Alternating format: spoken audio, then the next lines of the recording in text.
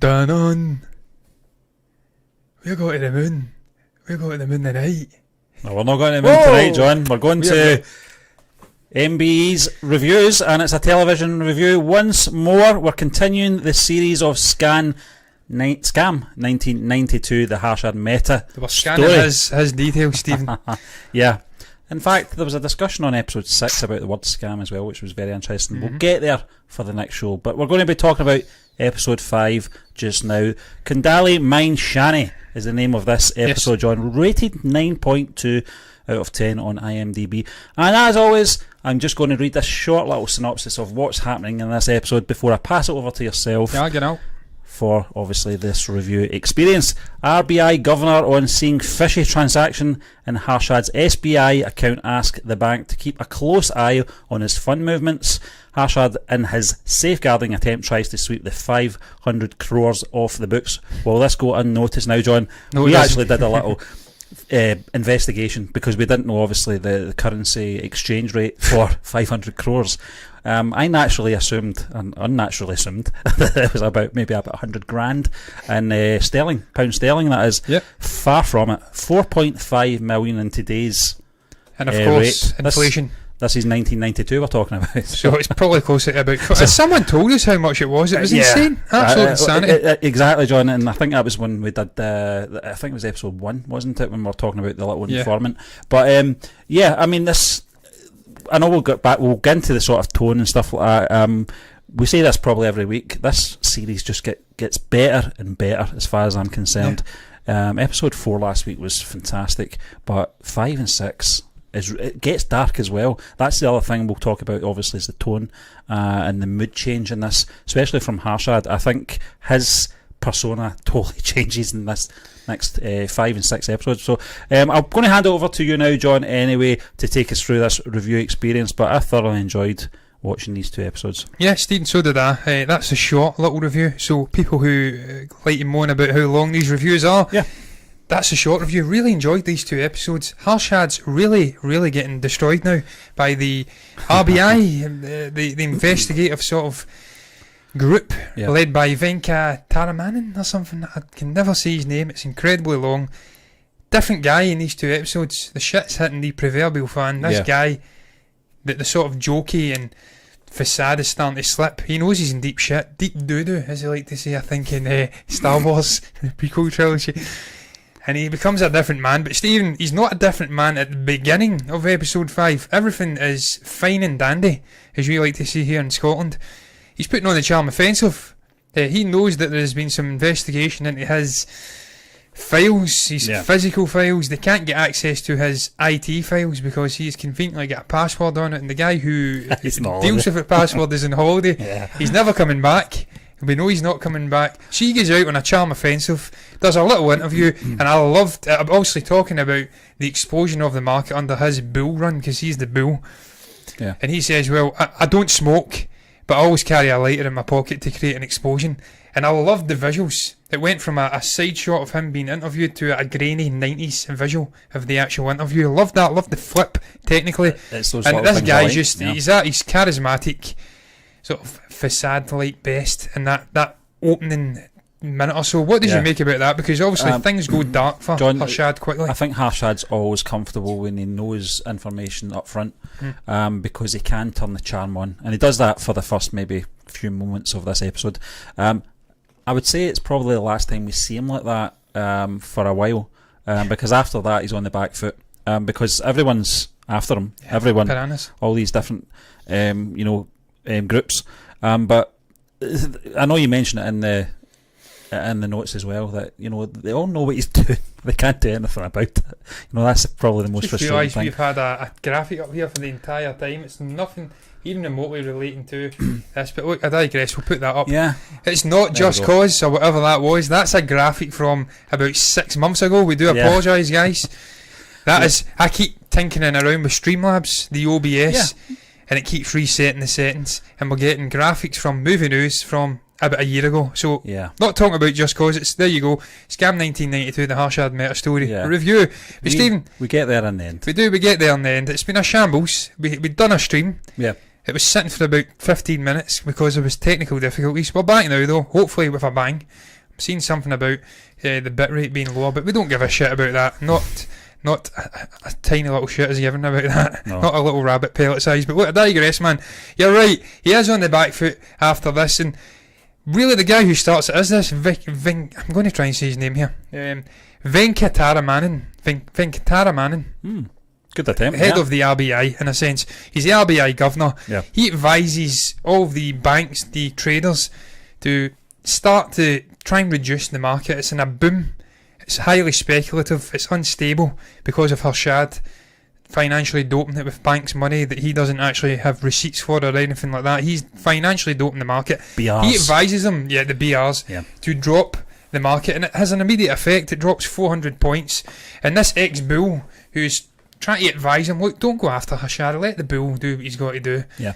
He tries to sit in the plane, he tries to pull a Harshad Mehta move, and some woman comes up and tells him, that's my seat, get out of my seat. I love that, because we've seen Harshad pull it with the guy when he tried to get into the money market earlier on in another episode. Yep. This guy does it, gets slapped with the governor and gets slapped out of the seat with another woman. But I enjoyed that. I enjoyed the fact that this Venkataraman guy who's been after him from day dot in this series, he's now starting to really go in for the kill. He smells blood and he's trying to reduce the market and in a sense cut the feet out from Harshad. What did you make about that, Stephen? Because his enemies are many in this, but this guy is he's maybe Susheta aside the main enemy. Yeah, I was going to say Harshad. that, John. I think I think it was maybe episode 2 or 3 he came in. I can't remember. He wasn't in the first episode, I know that. But yeah, he's going to be the sort of main one out of them all from all the groups that's going to continue, I think, through to episode 10. He has to, he just has to, be there because his presence as well. I think he needs someone. His brother mentions this. I don't know if it was this episode or episode 6, John. That's the only problem with doing 2 episodes a night. They kind of blend into one. But his brother does say, you're that far in now that you're playing with the big boys, and he is one of the big boys. They're coming after you, and he is one of them. But he's a great character. I don't know who the actor is, John, but he's a great actor as well. Is this the brother? No, the Pratik Gandhi. No, your chap that you were talking about. Anif, I can't pronounce his name. Anif Narayan Mahadevan. Yeah, he's very good. He is. He's a fitting antagonist alongside Susheta. I don't really like calling Susheta an antagonist because she is the side of good. No, and we'll get into that at some point. She's a truth seeker, yeah. Yeah, this is blood. The lines are blood in this TV show. The antagonist is most definitely Harshad. He's the fraudster. But such as the way it's structured, you start to kind of be bonded to this guy. You want to see him not getting done for fraud. You want him to keep getting up in this metaphoric rise. Which says a lot about us. Yeah. Or mesmeric rise. Not, I'll say metamorphic or whatever I said there. Stephen, I've said that Mehta's enemies are many in this, and they start really bitching very early on in this episode about his downfall, bitching about him doping the market, his fake strategies that he has. The little fat guy who is, what's his name again? I think it's Manu. Yeah. One of his little goons. I hate this guy with a passion, this little fat guy. He's got the shirt tucked into his trousers all the time, the glasses. The moustache. The guy who was dancing at the club. Hate this little shithead, man. He's bitching with the other guy that looks like a sort of Joe Pesci sort of guy with Aji Kedir and Tiaji. They're all bitching away, plotting his downfall. And I don't know if you noticed, John, but do you know that meeting of them? AJ had that, I think it was a bottle of beer. Yeah. How many sips did he take that? It was constant. I don't know if you noticed that. It was just a little thing. Maybe a little nervous tick. I think it was nerves, John. I think it was. I don't think he's as confident as he makes out. No, he isn't, Stephen. He's got deep insecurities. This guy realises, and I'll get into this in a moment, I've said it cracks me up that everyone seems to know he's doing illegal stuff, but they just can't nail him. Yeah. And the reason Ajay can't nail him is because he's doing it, but he's not doing it as well. No. It's Harshad. So he's got insecurities that this guy came from nowhere. He's supplanted him as the main guy in the money market, and he can't do it as well as him. So now he's bitching away in the background, probably seeing ghosts, trying to bring this guy down. So you're right, he is. He's a nervous little man. And Tiaji, he's the sort of leader of the Citibank cartel. He's a little bit less nervous, but he's still a gimp, as I like to say in my notes here. See, the vultures are circling after him in this. The SBI accounts are starting to be looked at. They can't get him on physical evidence. They can't get him via his computer. He gets a tip-off. He gets a tip-off, yes. the SBI accounts is where they start leading to, and this is when we get back to Sitaram, the guy who he bribed. I think he says his son could go off to a ceremony, he'd pay for it, he'd get a cut. He was nervous as hell about doing these fake bank receipts, and he was right to be nervous because the shit starts hitting the fan, and it's him, it's in the targets. Sitaraman, he starts, as I says, doing something to his keeks. Yeah, pants. He is, and I don't blame him. He doctors the records from 1170 crores to 1670, and it's the most ridiculous doctrine I've ever seen. He doesn't even try to make the one look like a reasonable 6. He just writes a 6 over it, really harshly over the 1, so obvious. And right away, man, he's down the rabbit hole. He has to get a therapy session from Ashwin and Harshad in the car. Back of the car. They say, look, don't worry about it, we'll get it sorted out.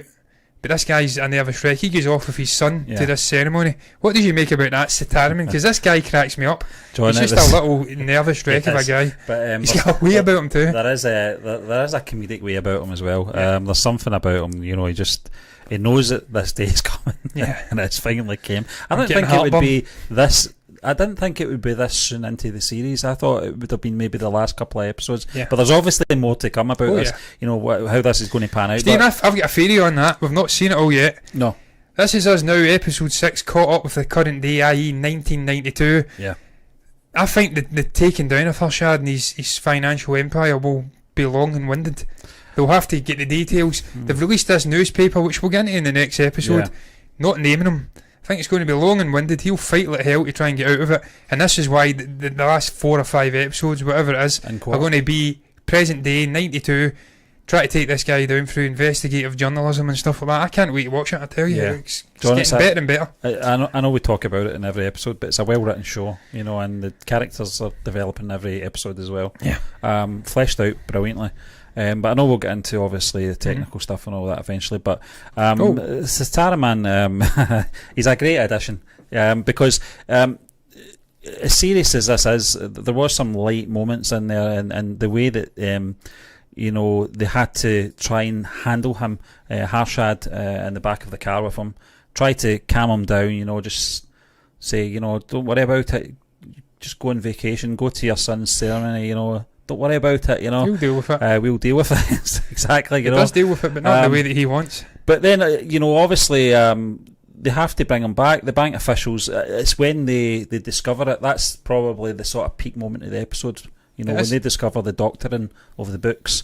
That's when it really does get serious. And Stephen, as you say, the 500 crores, we are blissfully unaware of what that actually represents in terms of money. But we know now, and now it becomes abundantly clear why these officials were really panicking. There's a 500 crore or crores, however you say it, gap or shortfall in their accounts, so they were frantic trying to get a hold of this Sitaraman guy. And that's really when I'm trying to find my point here in the actual guideline. I'm struggling like hell. He does, he screws it up, Sitaraman. The bank officials, they go all the way to this town where his ceremony, I think it's a Hindu ceremony or something, like they go to pick him up, and his butter wouldn't melt, and then this guy's getting after him. He's physically shaking at interrogating him. We've come all the way out here. Of course it's serious, I'm paraphrasing, of course. But I enjoyed that moment. I enjoyed them going to get this guy. Sitaraman was pretending, as if it's really good to see you. You have come out for my son's ceremony and that. He knew fine well what they were out for, and then when he was trying to backtrack, saying it's okay, it's just an error, I'll sort it out when I go back, and they weren't having it. And being a little ratty outed Harshad right away. I don't have the bank receipts, Harshad does, and that's the bomb is dropped. But Steve, what cracked me up with this sequence was the hierarchy of power. Sitaraman's getting absolutely destroyed by these 2 bank officials who are above him. They then go to the main man in the bank, this guy with the white gown on, sitting outside, and he absolutely destroys them. So I love that sort of power.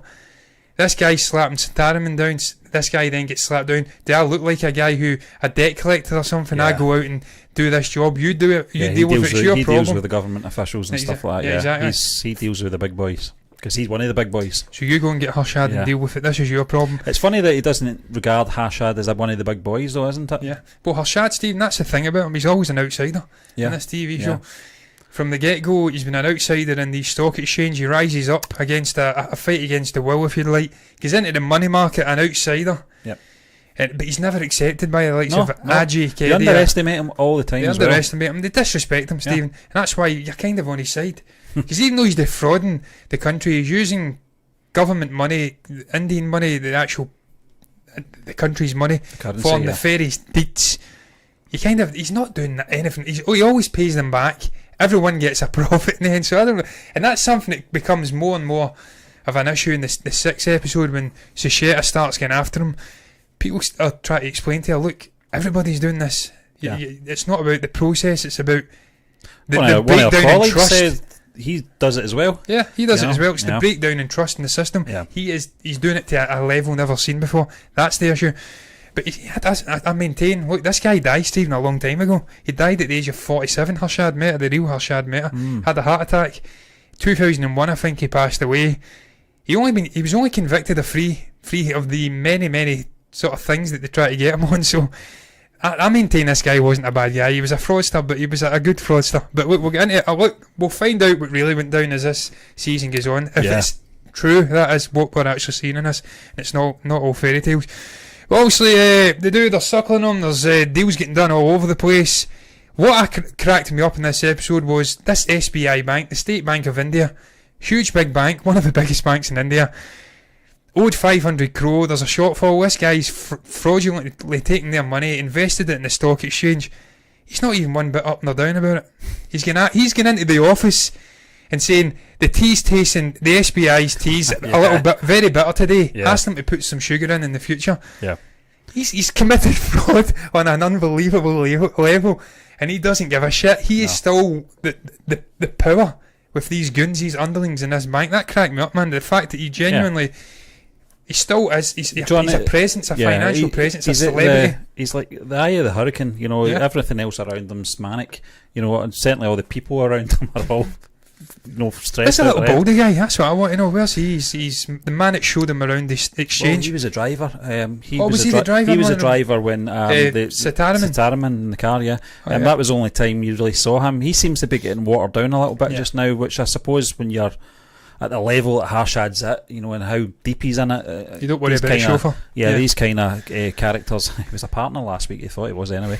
He's a driver this week. He's not a partner. But no, it was good. It was good. I think it's kind of shows you Harshad's character and his mentality, that even under this pressure that he's under, he knows that they're onto him. He knows the situation. He knows he has to get this 500 crores or get the receipts or some.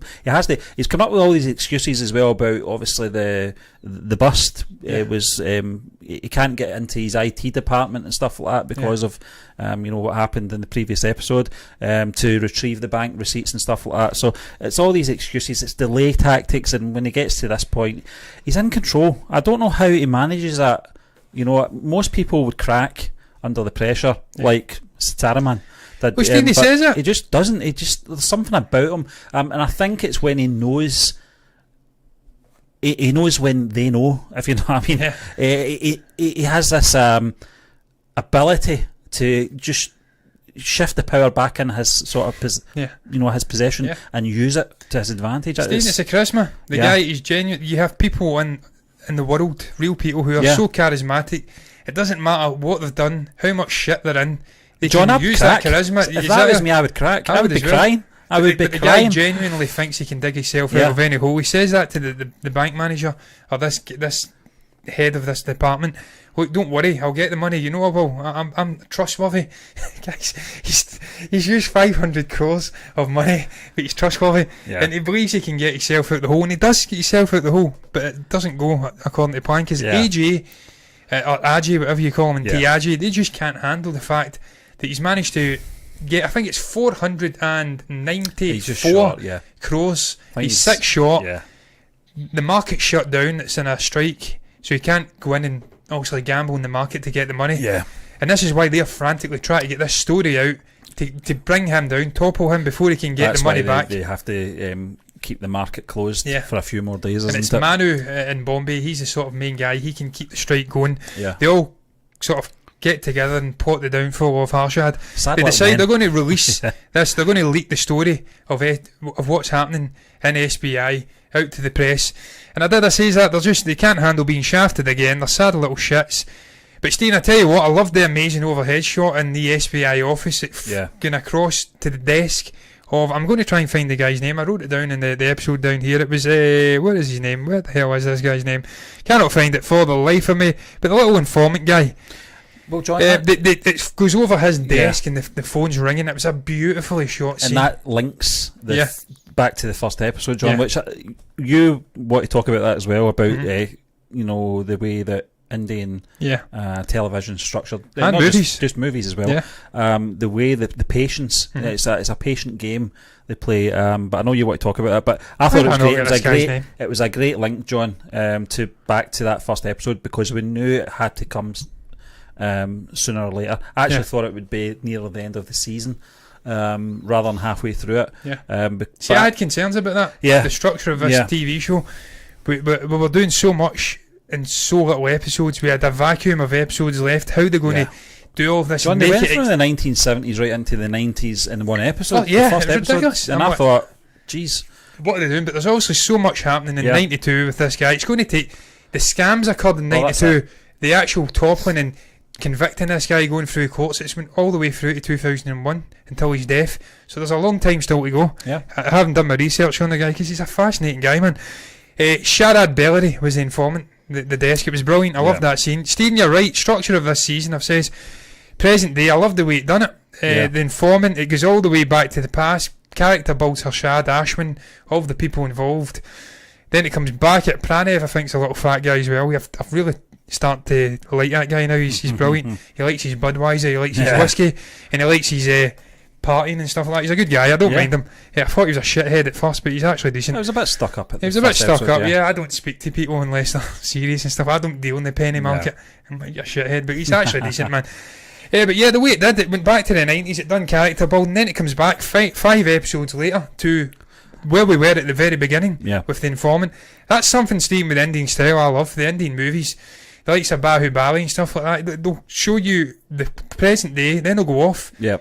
2 movies, 4 hours of story to another timeline, and then they'll come back at the end to present day and conclude it. They trust their audience. There's a more patient style. There's a trust of the audience. They're happy to go off, as I says, for hours exploring different characters, plots. Then they'll come back. I love that, man. I love that style. That's what the likes of Christopher Nolan does over here. Very few filmmakers in the Western world actually have that consideration, respect for the audience, and patience and storytelling. The Indians of every movie, man, I've watched has got an element of that patience and complicated story structures. I love it. Absolutely love it. John, with any sort of complicated story structure, anyone that's involved in the production or the writing of anything like that know their audience. They know they're going to be at a level of intellect, so they know that they'll sit and the payoff will happen.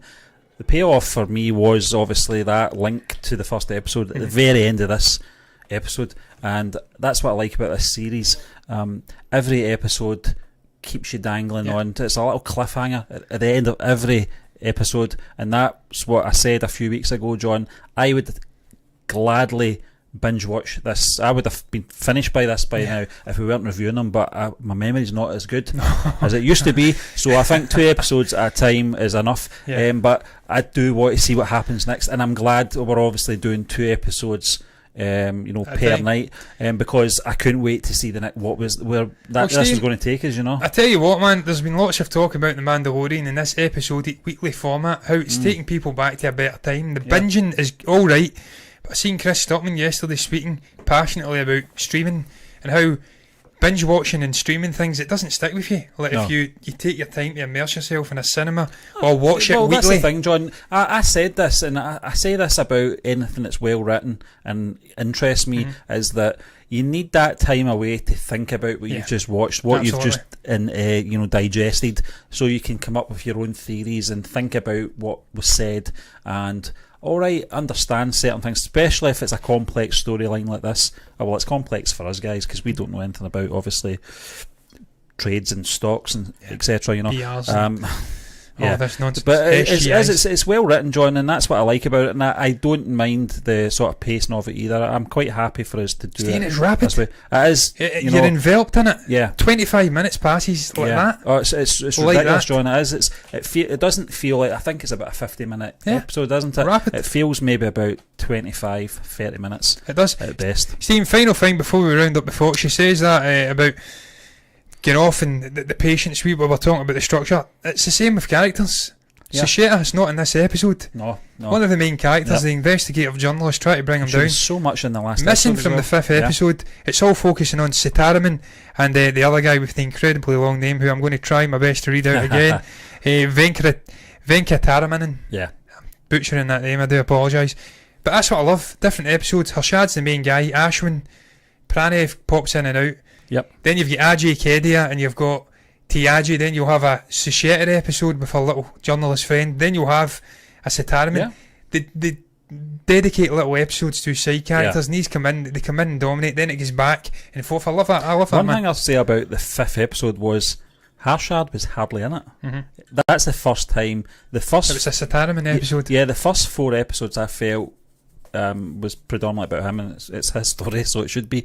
But this episode, I felt he wasn't in it as much. No, Stephen, his presence was there. I mean, he was in it enough, but it just didn't have his to. His antics and what he'd been getting up to is there. They didn't have to rely on his presence in every scene. That's what I like. That's what makes this a great written television series, because they trust the other characters to carry the story. And it really is starting to structure more to investigating what his crimes are, what he's been getting up to, and I like that. I like that change in scenery. We'll get into that though in the next episode. Overall thoughts in this episode, Stephen? I still maintain the previous one was probably my favourite, with the investigation into his house, because it was classic Pratik Gandhi. He's just absolutely brilliant. I think that is his name. I hope that is his name, man. I'm not butchering it. Pratik Gandhi. He is absolutely cracking jokes. He's above them. He's ahead, every step ahead of them. And I love that episode. That's still my favourite. This has probably jumped into the second favourite episode, 5 episodes in, because it's a change in tone. We're going off in a different direction. Sitaraman was in it. He was a great little character. I really enjoyed this episode. It flew by. Absolutely flew by. Yeah, John, I liked it as well. And I liked where it left us as well, because I couldn't wait to come into the next episode, episode 6 that is. But thoroughly enjoying this so far. It's not exhausted itself like I thought it would. After the second episode, I had concerns that I don't know how they're going to stretch this over 10 episodes, because they're doing so much in these first 2 episodes, but they proved me wrong. Yeah, Stephen, look, that's going to round my thoughts up on the episode 5 though, a review of episode 5. What's the name of it again? It is Kundli Mine Shani. That's going to round our review up on that. We will be back shortly for another episode of a review of episode 6, I should say, which is Stop Press. Because of course I try to stop the press divulging what he's been getting up to, Harshad. But look, what's your thoughts on this episode? What's your thoughts on Scam 1992, the Harshad Mehta story as a whole? If you've got anything to say, you can share it below in the comment section. You can also like the video if you've enjoyed it, and subscribe to the channel if you want to see more reviews of Harshad Mehta story, Scam 1992. More reviews in the future, reactions, everything in between. But look guys, we'll be back very soon indeed, probably the next 5 minutes in all honesty. But until then, bye bye.